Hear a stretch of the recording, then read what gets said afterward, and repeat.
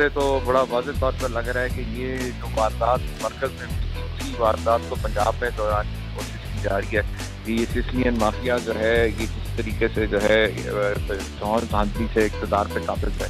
आइन के साथ खिलवाड़ किया गया और अगर आइन के साथ खिलवाड़ न किया जाता तो ये सारी सूरत हाल पैदा ना होती।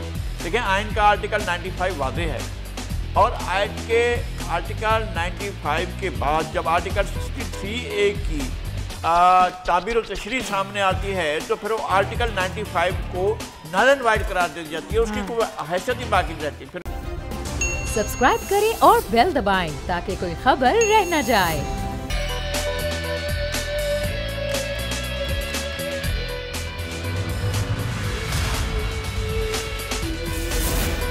बिस्मिल्लाहिर्रहमानिर्रहीम, अस्सलाम वालेकुम। प्रोग्राम में मैं सुमैया रिजवान आपको खुश आमदीद कहती हूँ। नाज़रीन, अभी आप कुछ ही देर पहले सुन रहे थे इमरान खान का खिताब, जिसमें उन्होंने खबर दी है कि जो हाई कोर्ट का आज यानी कि लाहौर हाई कोर्ट का जो फैसला आया है उसको अब सुप्रीम कोर्ट जा रहे हैं चैलेंज करने के लिए। तो ज़रा पहले पंजाब की सियासत की बात करेंगे, जिसमें एक बार फिर हम देख रहे हैं कि सनसनीखेज मोड़ आ गया है नाज़रीन। और लाहौर हाई कोर्ट ने जो वज़ीर आला पंजाब के इलेक्शन के खिलाफ तहरीक इंसाफ की दरख्वास्तें थी उनको मंजूर किया और अदालत ने हुक्म दिया है कि मुनरिफ अरकान के जो 25 वोट हैं वो निकाल दिए जाएँ और दोबारा गिनती की जाए और दोबारा राय शुमारी में जिसकी भी अक्सरियत होगी वो जीत जाएगा। अब देखना ये होगा कि क्या हमजा अपनी कुर्सी बचा पाएंगे। नंबर गेम एक बार फिर बन गया बहुत ही अहम और वज़ीर आला पंजाब के इंतखाब के मामले पर यह सूबा कई हफ्ते से आईनी बहरान का शिकार रहा। क्या एक बार फिर पंजाब सियासी बहरान के भंवर में फंसने जा रहा है? जहां हमजा की कुर्सी खतरे में है वहीं हुकूमत के लिए भी इत्तेहादियों ने खतरे की घंटियां बजा दी हैं। तो गेम अभी तक हम अगर देखें तो किसी के भी हाथ में नहीं है। क्विकली नंबर गेम में आपको बता देती हूँ, नून लीग है तकरीबन इत्तेहादी मिला के 177 और पीटीआई के पास 158 अपने वोट हैं, काफली के 10 हैं, तो 168 उनके वोट बन रहे हैं। यानी किसी के पास भी 186 की अक्सरियत नहीं है। तब होगा क्या, ज़रा इस पर हम बात करेंगे। मैं ज्वाइन कर रहे हैं साबिक गवर्नर पंजाब उमर सरफराज चीमा साहब और कराची स्टूडियोज़ में मेरे साथ मौजूद हैं नज़ीर लगारी साहब, सीनियर सहाफ़ी हैं, तजियाकार हैं। आपका भी हम तजिया शामिल करेंगे। लगारी साहब बहुत शुक्रिया, लेकिन उमर साहब से सबसे पहले बात कर लेते हैं। उमर साहब बहुत शुक्रिया। अब ये जो लाहौर हाई कोर्ट का फैसला आया है जिसमें एक आया कि जो DC2 हैं 25 मुनरिफ अरकान उनके नंबर निकाल के गिनती की जाए, उस वक्त तक गिनती की जाए जब तक कि किसी भी एक फरीक के नंबर जो हैं वो पूरे मतलूबा तादाद ना हो जाएं। अब इस फैसले से मामला उलझ गया या सुलझ गया?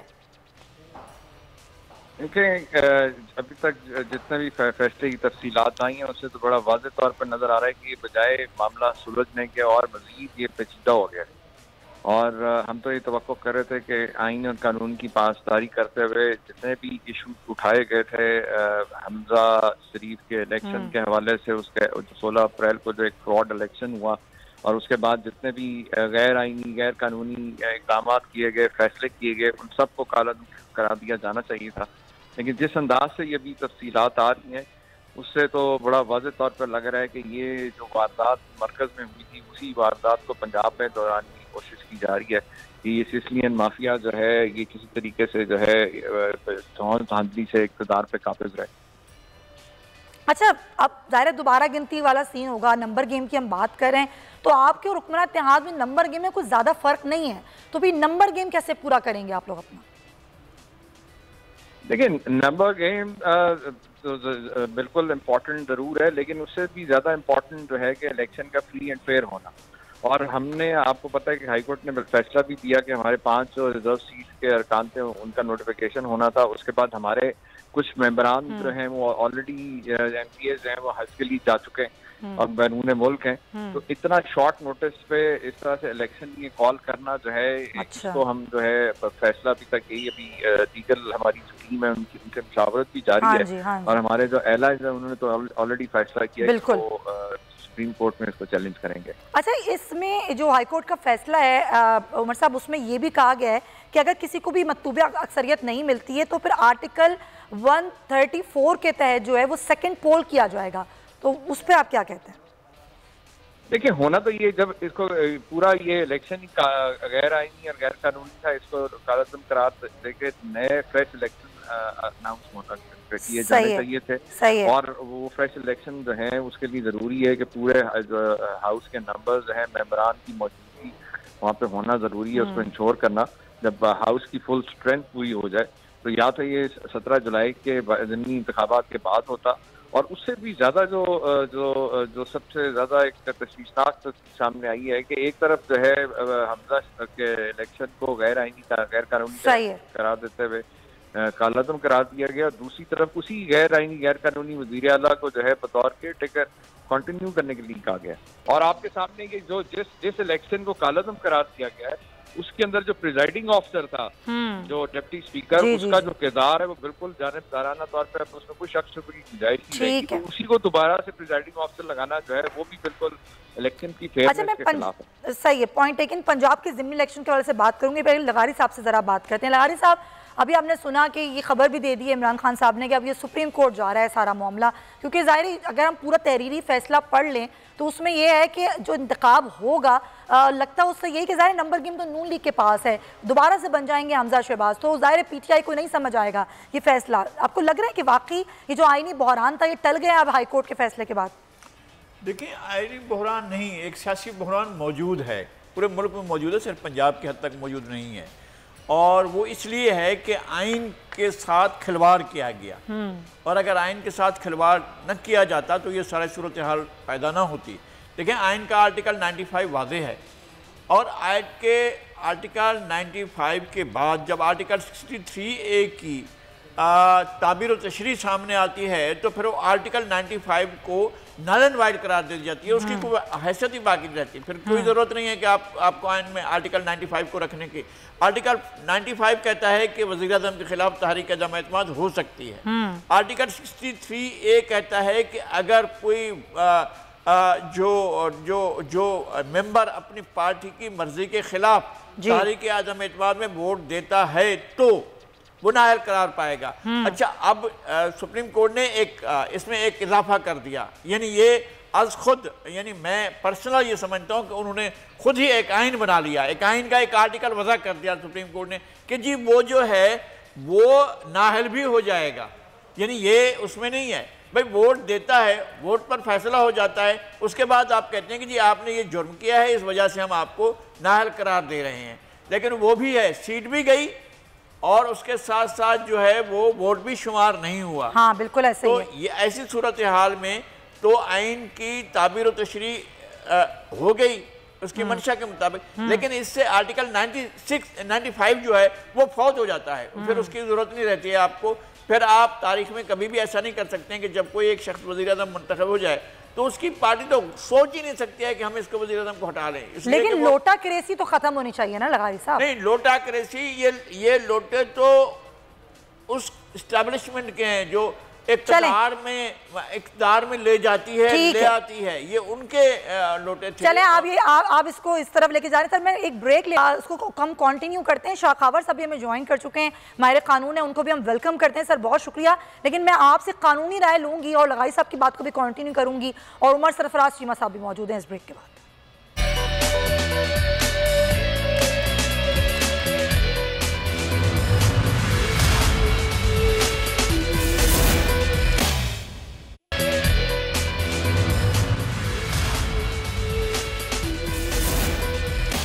Welcome back to the show नाजरीन, और एक बार फिर हम बात कर रहे हैं लाहौर हाई कोर्ट के फैसले की। शाखावर साहब हमारे साथ मौजूद हैं, लगारी साहब हमारे साथ हैं, साबिक गवर्नर पंजाब उमर सरफराज चीमा साहब भी हमारे साथ हैं। लेकिन अब ज़रा हम इस पर कानूनी राय लेंगे शाखावर साहब से।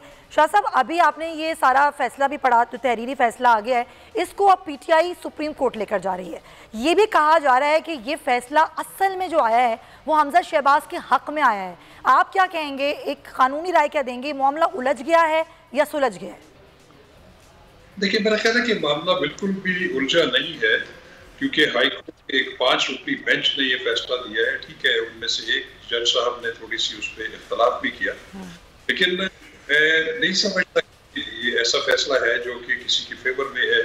ये बिल्कुल आइन और कानून की इंटरप्रिटेशन में दिया गया है। देखें, इसमें सबसे बड़ी बात यह है कि जो पहले हाई कोर्ट का फैसला था जिसमें उन्होंने स्पीकर वो जो वजीर आला का इलेक्शन का ऑर्डर किया, उसके बाद उन्होंने जो गवर्नर के जो उसके जो हल्फ की जो प्रोसीजर था उसके बारे में इंटरवीन किया, क्योंकि गवर्नर ने जब इनकार किया तो प्रेसिडेंट ने अपना नुमाइंदा मुकर्रर नहीं, तो फिर उस पर हाई कोर्ट ने इंटरवीन किया। तो इस सिचुएशन को आज जो है वो सेट असाइड कर दिया गया है और पोजीशन वही चली गई है कि जब ये वजीर आला पंजाब के जो वोटिंग है उस पर अभी कार्रवाई शुरू नहीं हुई थी, तो इसमें समझता हूँ कि कोई ऐसी बात नहीं है। सही है। उन्होंने बिल्कुल ईमानों में इंटरप्रिटेशन की है आइन और कानून की। और दूसरी बात ये है कि जो सुप्रीम कोर्ट ऑफ पाकिस्तान ने जो प्रेसिडेंशियल रेफरेंस आर्टिकल 60A के हवाले से डिसाइड किया था, उसको भी सामने रख के उन्होंने कहा कि वो जो 25 मुनहरिफ अराकीन थे उनकी को आप निकाल के फिर मेजॉरिटी जिनकी बचती है। सर इसमें एक सवाल है, फैसले का जो पॉइंट नंबर 2 है वो इसी को जरा डिफाइन कर रहा है कि 25 वोट निकाल दिए, अब रिकाउंटिंग होगी, जिसके मतलूबा होंगे उसका वजीर आला बन जाएगा। लेकिन अगर दोनों को नहीं मिलती है तो फिर 134 लगेगा और फिर सेकंड पोल होगा। सर इसका क्या मतलब है? जी, इसका मतलब ये है कि 130 ये कहता है कि वजीर आला का जो इंतखाब है वो जितनी मेंबरशिप है, कौमी असेंबली की मेंबरशिप है, जितनी तादाद है उसमें जो मेजॉरिटी का वोट लेगा वो वजीर आला बनेगा। दूसरी सूरत कि अगर वजीर आला के इंतखाब में अगर कोई भी मतलब 2 अगर कैंडिडेट्स हैं और उनमें से कोई भी मेजॉरिटी नहीं ले सकता तो फिर उसको सेकंड राउंड ऑफ पोल में ले जाया जाएगा। सही। और उस ये होगा कि अगर उसमें 1 या 2 से ज्यादा अगर कैंडिडेट्स हैं तो उसमें काउंट में तीसरा जो लोवेस्ट है वो निकल जाएगा और फिर जो 2 हैं उनका फिर जो है दोबारा पोल होगा। उनके पोल की सूरत होगी कि जो उस वक्त मौजूद मेंबर्स होंगे उनकी मेजॉरिटी जिसके पास जाएगी तो उसको वजीर आला डिक्लेयर कर दिया जाएगा। अदरवाइज जो पहला अगर आप इसका 130 को सब आर्टिकल को देखें तो उसमें तो ये है कि जो मेंबर्स जितनी तादाद है सूबाई असेंबली की उसकी मेजॉरिटी चाहिए। लेकिन वो जो दूसरी सूरत में जब सेकंड राउंड ऑफ पोल होगा तो फिर उसमें जो मेंबर्स प्रेजेंट होंगे वो जिसको मेजॉरिटी से मुंतखब कर देंगे उसको नोटिफाई कर दिया जाएगा। तो ये उसका मकसद। अच्छा शाखावर साहब, क्योंकि ये सुप्रीम कोर्ट ले जाने की बात हो गई है, फिर सुप्रीम कोर्ट अपना इसमें क्या किरदार अदा कर सकती है सारे मामले में? देखिए, बात यह है कि सुप्रीम कोर्ट में तो as a matter of right जो है वो कोई भी पीटीआई, सिर्फ मैं ये नहीं कहता कि जो भी हाई कोर्ट की एक जजमेंट होती है और वो भी जो रिट जुरिस्डिक्शन में हो, as a matter of right आप नहीं जा सकते। पहले आपको एक आना पड़ता है, आपको लीव टू अपील हासिल करनी पड़ती है। पहले आपने करना पड़ता है कि वाकई जो हाई कोर्ट का फैसला है उसमें कोई इतना ज्यादा कानूनी सुकम है कि जिसको आप पहले हमें अपील की इजाजत दें और उसके बाद आप केस वहां पे लीव टू अपील होगी, as a matter of right appeal नहीं। ठीक है, ये बड़ा आपने क्लियर किया, बड़ा अच्छा किया सर। साथ ही रहिएगा, जरा अब सरफराज चीमा साहब से बात करते हैं।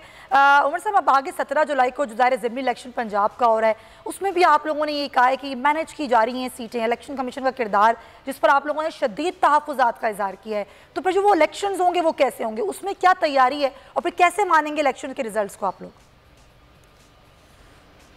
आए रोज हमारे जो कैंडिडेट्स हैं वो भी इलेक्शन कमीशन में कंप्लेंट जारी कर रहे थे, लेकिन अभी आज ही जो मियां महमूद रशीद हमारे पहले वजीर भी रहे पंजाब हुकूमत में, उन्होंने हल्का जो अकरम उस्मान जहाँ से इलेक्शन लड़ रहे हैं लाहौर में, हल्के में वीडियो जो उन्होंने सामने आई है कि किस तरह से जो है PMLN और सरकारी लोग जो हैं वो आवाम को जो है इमदादी चेकों का लालच देकर वोट के लिए हलफ ले रहे हैं। तो ये जो दीदा दलेरी है इस सिस्टियन माफिया की इलेक्शन धांधली के हवाले से, ये इलेक्शन कमीशन की मिली भगत के बगैर नहीं हो सकता। और अगर इलेक्शन कमीशन अगर गैर जानिबदार होता तो किसी की जरूरत नहीं थी कि इतनी दीदा दलेरी चीज जो है वो आइन और कानून की धज्जियां उड़ाए और इलेक्शन कवानीन की वायलेशन करें। अच्छा चीमा साहब, अभी जो सिंध में बल्दियाती इलेक्शन हुए उस पर अब तहफ़्फ़ुज़ात अपने इत्तेहादियों के हैं हुकूमत के, चाहे वो JUI हो चाहे वो MQM हो, ये तक कहा गया है कि हम इत्तेहाद छोड़ देंगे, हमें टाइम नहीं लगेगा कि हम अपोजिशन बेंचेस पर बैठ जाएं। आपको लगता है कि ये जो कुछ हुआ है इससे असर पड़ेगा कोई मरकज़ में जो इत्तेहादी हुकूमत के वो छोड़ने वाले हैं साथ?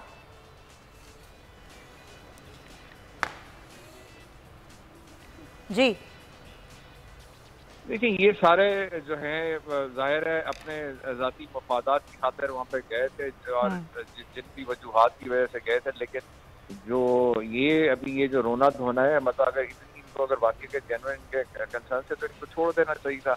या तो बताएं कि ऐसी क्या मजबूरियाँ हैं कि इतने तहफ़्फ़ुज़ात होने के बावजूद भी क्यों वहाँ पे जो है इस सारे गैर आईनी गैर कानूनी टोले को जो है तक़वियत दे रहे हैं, उनको जो स्ट्रेंथ दी है इन लोगों ने, या तो वो गलत है या फिर इनके ये जो तहफ़्फ़ुज़ात की जो बात कर रहे हैं ये बिल्कुल मुनाफ़िक़त है। सही। लगारी साहब आप क्या देख रहे हैं? आसिफ अली ज़रदारी साहब बड़े सरगर्म हैं, वो कोशिश कर रहे हैं कि जो MQM से मुआहिदा हुआ था सारा पीपल्स पार्टी का, उसको अदा किया जाए, उसको वैसे सस्टेन किया जाए। इत्तेहादी काफ़ी नाराज़ हैं। आपको लगता है असम्बली में भी खड़े होकर जिस तरह MQM पाकिस्तान ने कहा हमें टाइम नहीं लगेगा कि हम वहाँ बैठ जाएँ, जिस तरीके से हमें डील किया जा रहा है? नहीं, बात ये है कि ये हुआ क्यों है, हाँ, कि जिस तरह से उनके गवर्नर नामजद किए गए हैं, उधर खैबर पख्तूनख्वा में ANP के गवर्नर नामजद हुए मियां इफ्तिखार हुसैन, और यहाँ पर नसरीन जलील के गवर्नरी का बाकायदा ऐलान किया गया है। तो यहाँ पर उनकी हल बर्दारी में क्या रुकावट है, क्या उसमें किस तरह के मसाइल पैदा हो गए हैं कि ये मनसब खाली पड़े हुए हैं? एक तो ये कि ये खुद हुकूमत को देखना चाहिए, वज़ीर-ए-आज़म को देखना चाहिए, उनके कुलीग्स को देखना चाहिए, और जिस तरह असम्बली में उन्होंने प्रोटेस्ट किया है उसको ज़रूर देखना चाहिए। वो एक फरीक हैं, आपके साथ हैं और आपके साथ इक़्तिदार में आकर शरीक हुए हैं। अगर उनके मसाइल हैं, और ये ऐसा मसला नहीं है कि जिनको आप नहीं देख सकते हैं। पंजाब में गवर्नर साहब के लिए, गवर्नर की तकर्री के लिए आपने एक आइनी रास्ता अख्तियार किया, प्रेसिडेंट के पास भेजा, प्रेसिडेंट ने नोटिफाई कर दिया और गवर्नर की बर्दारी हो गई। अब आप इस मसले को भी हल करने की तरफ जाएँ तो फिर मसला हल होना, चूँकि ये ख़राब पड़ा हुआ है। फिर बलदियाती इलेक्शन के बारे में उनके तहफ़्फ़ुज़ात थे, लेकिन वो उस जगह पर थे जहाँ वो लड़ नहीं रहे थे ना। ये बात बहरहाल MQM ने जो की है वो एक अपने आप को समझता है कि वो पेशगी, वो ज़माना चाह रहे हैं, तो वो तो अभी ये सूरत हाल नहीं पेश आई। अच्छा, फिर जहाँ पर इलेक्शन हुए हैं वहाँ तो ऐसी सीटों पर पीपल्स पार्टी ने लूज़ किया है जहाँ पर उनके ताकतवर उम्मीदवार थे, और पिछले 50-52 साल में कभी वहाँ से जहाँ लूज़ नहीं किया है वहाँ से लूज़ किया है। कैमल शाह के अपनी सीट नफीसा शाह के साथ में एक वो ऐसी खातून इलेक्शन जीती हैं जिनके वालिद गधागाड़ी चलाते हैं, और वो वहाँ पर जीत गई हैं और इनके उम्मीदवार को हराया है। तो ऐसा भी हुआ है कोडिजी में पार्टी हार गई, उसका अपना हल्का है, वहाँ से हारी है। तो ये भी तो हमें पेश नज़र रखना है कि ऐसी जगहों पर वो हार भी रहे हैं, और कहीं जहाँ जीते हैं तो ज़ाहिर पार्टी, और कोई पार्टी आम इलेक्शन में भी उनके सामने वहाँ नहीं थी, और इस वक्त तो लोकल बॉडीज़ के इलेक्शन है, तो मकामी सतह पर इस तरह की सूरत है। और अगर किसी को शिकायत, तो ज़ाहिर है उनके लिए तमाम फोरम खुले हुए हैं, और ये ऑप्शन भी खुला हुआ है कि वो अगर चाहें तो अलग हो जाएं और हुकूमत का जो भी हो जाए वो। लेकिन लंगारी साहब देखें, ये मामला अब यहाँ से उठा है तो आपको लगता है कि यहीं पर होगा? अब आगे तो फिर जनरल इलेक्शंस भी हैं, ये तो फिर वहाँ तक जाएगा ना मामला, ये मैनेज करने का, मैनिपुलेट करने का, इंजीनियर करने का। हाँ जी, पहले नहीं हुआ क्या? बिल्कुल हुआ है। इससे पहले इलेक्शन 85 के जब कहा गया कि गैर जमाती होंगे तो मैनेज नहीं हुए थे। जब 88 के इलेक्शन हो रहे थे और मालूम कौमी असम्बली में एक पार्टी पंजाब में मेजोरिटी ले गई, और सुबह असम्बली में मालूम हुआ कि वो हार गई। ये कैसे हो सकता है? यानी कि रातों रात कुछ नया ऐसा हो गया था। भाई इलेक्शन मैनेज हुए थे, और कहा था रिटायर्ड जनरल हमीद गुल तो रिकॉर्ड पर हैं कि जनाब हम नहीं चाहते थे कि वो पार्टी आए, तो नहीं आई। तो इस तरह के तो फैसले हुए हैं, और उसके बाद जो भी इलेक्शन हुए तो वो तो इलेक्शन में चोरी धांधली ये सब होता रहा है। लेकिन मेरा सवाल ये था सर, रुकेगा कैसे? नई बात कौन सी होगी? रुकेगा कैसे? नई बात वो होगी जब इलेक्शन फ्री, फेयर, इम्पार्शियल होंगे, जब RTS मशीनें नहीं बैठ जाएंगी, जब सिर्फ इलेक्शन और ये काम करने के लिए हम देखते हैं कि कोई भी मुत्तहिद नहीं होते हैं सियासतदान। सर पॉइंट टेकन, वक्त की कमी है। शाह खावर साहब, सर मुझे ये बता दीजिएगा कि कोई कल तक ये कहा जा रहा था कि फैसला आएगा तो ये देखा जाएगा कि सुप्रीम कोर्ट से माजी से इसका इतलाक होता है या नहीं होता, लेकिन आज तो ये कहा गया कि हम ये समझते हैं कि सुप्रीम कोर्ट का जो फैसला है इतलाक माजी से समझते हैं। सर ये जो फैसला आ रहा है, जो सुप्रीम कोर्ट का आया, हाई कोर्ट का आया, ये लोटा क्रेसी कल्चर ख़त्म हो पाएगा जो कुछ अदालतें फैसले दे रही हैं उससे? जी देखिए, ये सुप्रीम कोर्ट ने जो प्रेसिडेंशियल रेफरेंस के ऊपर आर्टिकल 63A की जो वजाहत कर दी है, वो तो बल्कि मैं समझता हूँ कि हमारी जो उम्मीद थी उससे भी ज्यादा उन्होंने उस पर कदगन लगा दी है कि एक कोई भी अपनी पार्टी की डायरेक्शन के अगेंस्ट अगर कोई वोट ऑफ कॉन्फिडेंस या वोट ऑफ नो कॉन्फिडेंस या वज़ीर-ए-आज़म के इंतखाब में अगर उसके मुखालिफ वोट देगा तो एक तो उसका वोट काउंट नहीं होगा, तो फिर उसको उसके साथ साथ अपनी सीट से भी हाथ धोना पड़ेगा। तो मैं समझता हूँ ये तो अब कोई मेरा ख्याल है कोई माफूकुल फितरत इंसान ही होगा जो कभी ये सोचेगा भी कि वो अपने ही कैंडिडेट के खिलाफ जो है या अपने ही वज़ीर आज़म या वज़ीर आला के खिलाफ वोट ऑफ नो कॉन्फिडेंस देगा। मैं समझता हूँ कि वो सुप्रीम कोर्ट के फैसले ने उसके आगे तो एक बहुत जबरदस्त बंद बांध दिया है। बहुत शुक्रिया आपका। शाह खावर साहब हमारे साथ मौजूद थे, उमर सरफराज चीमा साहब, नज़ीर लगारी साहब, आप तीनों हज़रात का बहुत शुक्रिया। कोशिश की है कि हम इस सियासी बहरान पर जो एक कानूनी राय है वो भी लें, और ज़ाहिर जो सियासतदान है वो क्या सोच रहे हैं और जो तज्ज़िया है वो क्या हो सकता है इस पर, कि आगे जो मंजरनामा है पंजाब का सियासी मंजरनामा वो क्या बन सकता है। नाज़रीन आगे बढ़ेंगे और ज़रा हमें क्विकली बात करनी है जो पूरे मुल्क में लोड शेडिंग की सूरत हाल, लेकिन सबसे ज़्यादा कराची में सूरत हाल ख़राब है, जहाँ पर 16 से 18 घंटे की लोड शेडिंग पहुँच गई। आवाम परेशान है, बेबस हैं और लाचार हैं, और वो ये पूछ रहे हैं कि आखिर हमारा पुरसाने हाल कौन है, क्योंकि बिजली जाती है लेकिन आएगी कब ये बताने वाला कोई नहीं है। एलानिया और गैर एलानिया लोड शेडिंग का दौरानिया है वो बढ़ चुका है। कई इलाकों में तो पूरा दिन पूरी रात जो है वो लाइट नहीं होती है।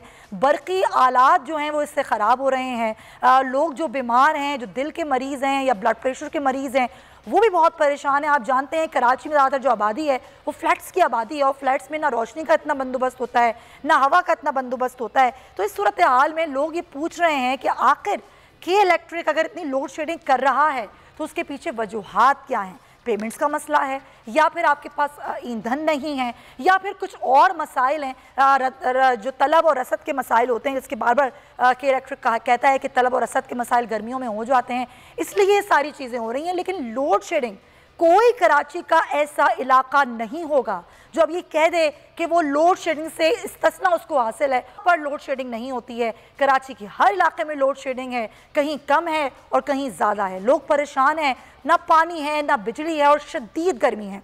इसी पर हम बात करेंगे। हमें ज्वाइन करें तर्जुमान के इलेक्ट्रिक उवैस रशीद मुंशी साहब, उनसे ज़रा हम बात करते हैं।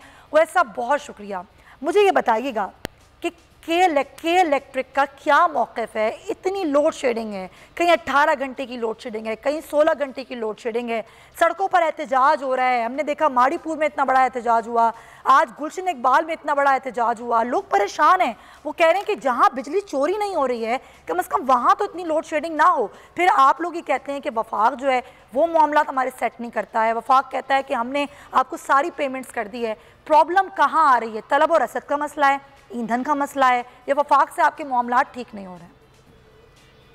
अस्सलाम वालेकुम जी, और आपको बहुत शुक्रिया हमारा मौक़िफ़ लेने के लिए, आपने हमें अप्रोच किया। सबसे पहले तो मैं ये बताता चलूँ कि शहर कराची को औसतन 24 घंटे के दौरानिए में तकरीबन 2850 मेगावाट बिजली फराहम की जा रही है, जिसमें से 1000 मेगावाट नेशनल ग्रिड से भी शामिल है। गर्मी की बढ़ती हुई शिद्दत के बायस जो एक औसतन शॉर्टफॉल हमें नज़र आता था 250 से 350 मेगावाट का, वो इस वक्त तकरीबन 400 से 500 मेगावाट पर पहुंच चुका है। साथ ही साथ ये शॉर्टफॉल जो है 24 घंटे के दौरानिए में परसिस्ट करता है, यानी दिन और रात के औकात में भी ये शॉर्टफॉल हमें नज़र आता है। हाँ। जिसके बायस आर्जी तौर पर लोड शेडिंग के दौरानिए में कुछ एरियाज़ के अंदर इजाफा करना पड़ा है। गर्मी के औकात में जब पीक आवर्स होते हैं, मसलन दोपहर 4 बजे, ये वो पीक आवर्स कहलाते हैं जहाँ पर बिजली की तलब में हमें इजाफा नज़र आता है, क्योंकि एयर कंडीशनर्स के इस्तेमाल के साथ साथ फ्रिज और फ्रीज़र का भी इस्तेमाल बढ़ जाता है। अच्छा। इसकी वजह से जो डिमांड सप्लाई के दरमियान एक गैप बढ़ता है, उसकी बुनियाद पर इजाफी लोड शेड करना पड़ रहा है, और जो भी कराची में नज़र भी आ रहा है। अच्छा। लोड शेडिंग का एक और पहलू ये भी है जो नेशनल इलेक्ट्रिक पावर पॉलिसी के तहत कमर्शियल बुनियादों में मुल्क भर में किया जाता है। इसका इन्हिसार किसी भी इलाके में चोरी की शरह से जुड़ा हुआ है। अच्छा। जिन इलाकों में चोरी ज़्यादा होती है बिजली की, वहाँ पर लोड शेडिंग का दौरानिया एक रजीम के तहत के इलेक्ट्रिक कंडक्ट कर रहा है। साथ ही साथ सप्लाई डिमांड के अंदर अगर गैप बढ़ता है तो मजबूरन इजाफी लोड शेड करना पड़ रहा है। इसके साथ मज़ीद फैक्टर्स भी जुड़े हुए हैं, मसलन ईंधन की अवेलेबिलिटी, जैसे कि मौजूदा सूरत हाल में के इलेक्ट्रिक को गैस की फराहमी में कमी का सामना है, और कुछ बकायाजात की अदायगी ना होने के बायस ईंधन की ख़रीदारी में भी कुछ मुश्किलात पेश आ रहे हैं। साथ ही साथ आलमी सतह पर महंगाई एक फिनोमेनन ऐसा है जिसकी वजह से इम्पैक्ट लोड शेडिंग पे भी आ रहा है। अच्छा, ये तो आपने सारी सूरत हाल बता दी, लेकिन बिजली नहीं आ रही है, लेकिन बिल आ रहे हैं भारी भरकम, और फ्यूल प्राइस एडजस्टमेंट के नाम पर जो इजाफी बोझ आवाम के बिलों की सूरत में उन पर डाला जा रहा है, आप ज़रा मुझे बता दें, आसान अल्फाज में बता दें कि इसकी साइंस क्या होती है, क्या मैकेनिज्म होता है, कैसे आते हैं ये बिल्स? सब्सिडी और टैरिफ के हवाले से मैं ये वाज़ेह करना चाहूँगा कि इसके भी दो पहलू हैं। सबसे पहले तो ये कि पूरे मुल्क में सार्फिन के लिए slab wise uniform tariff policy के तहत जो कॉस्ट ऑफ इलेक्ट्रिसिटी है वो फिक्स्ड है। अच्छा। लेकिन जो कॉस्ट ऑफ प्रोडक्शन यानी कि बिजली के कारखाने जो बिजली पैदा करते हैं उनकी कॉस्ट ऑफ प्रोडक्शन इन निर्खों से ज़्यादा है। अच्छा। इस डिफरेंस को पूरा करने के लिए हुकूमत पाकिस्तान सार्फिन के बिहाफ पर एक सब्सिडी अदा करती है। अच्छा। इसका दूसरा कंपोनेंट ईंधन की कीमतों के हवाले से है, जिनका आलमी सतह पर उतार चढ़ाव मुतय्यन करदा नोटिफाइड FCA के तहत सार्फिन के बिलों में वसूल किया जाता है।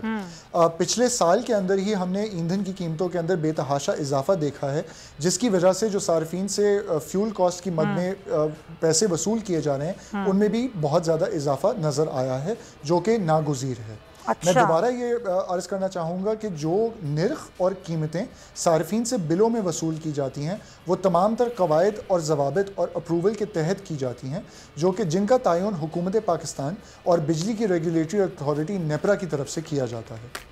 चलें, बहुत शुक्रिया आपका उवैस रशीद साहब हमारे साथ मौजूद थे। कि इलेक्ट्रिक और उनकी बात से ये लग रहा है कि जो कुछ किया जा रहा है वो सब कुछ नागुज़ीर है, क्योंकि के इलेक्ट्रिक के पास भी वो सहूलियात नहीं है जिससे वो बिजली दे सकें सार्फिन को, जितनी तलब है और रसद नहीं है। तो ये सारा तलब और रसद का बैलेंस है जो कि नहीं हो पा रहा है। इसके साथ ही नाज़रीन, प्रोग्राम का वक्त ख़त्म होता है। अपना बहुत ख्याल रखें, कल मुलाकात होगी। अल्लाह हाफ़िज़।